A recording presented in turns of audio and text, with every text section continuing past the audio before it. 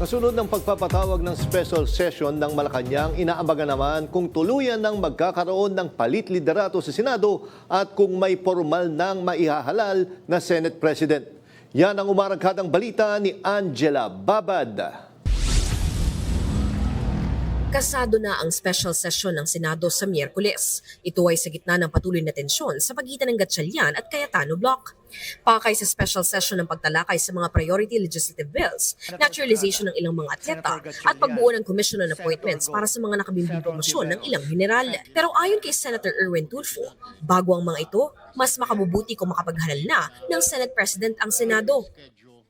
Marami tayong mga nakapending, kailangan talagang ikaw magkaroon ng special session. Dalangin naman ng lahat, hindi lang kami siguro, kundi ang sambayanan para matapos nito na tumahimik na dahil ang pangako naman po ni Senator Cayetano, bababa siya pag may 13. Ayon kay Tulfo, bagamat nagsabi na si Senator Joel Villanueva na dadalo sa special session, wala pang kumpirmasyon ng kanilang kampo kung lilipat siya sa bagong mayorya at kung handang iboto si Senator Sherwin Gatchalian bilang Senate President. Binigyang diin naman ni Tulfo na hindi otorisado ang nauna ng inanunsyo ni former Congressman Mike Defensor na pagpupulong na gaganapin bukas kaugnay ng investigasyon sa flood control scandal. Sa isang memo na inilabas ng Office of the Senate Blue Ribbon Committee, nakasaad na may mga protocol na kailangan bago ang pagpapatawag ng pagdinig. Ayon kay Tulfo, wala ring papel si Defensor sa Senado o sa Blue Ribbon Committee, kaya't wala siyang kapasidad na magpatawag ng pagdinig.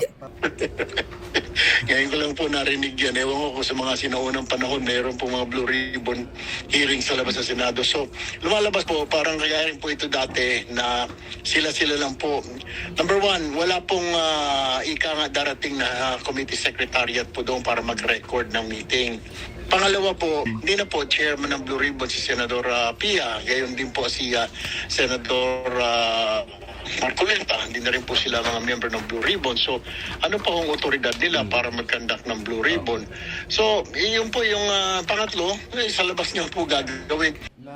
Ayon pa kay Tulfo, pinag-aaralan nila ang posibleng pagsasampa ng reklamong usurpation of authority kay Defensor. Ako si Angela Babad ng PRTV News, nagseserbisyo para sa Pilipino.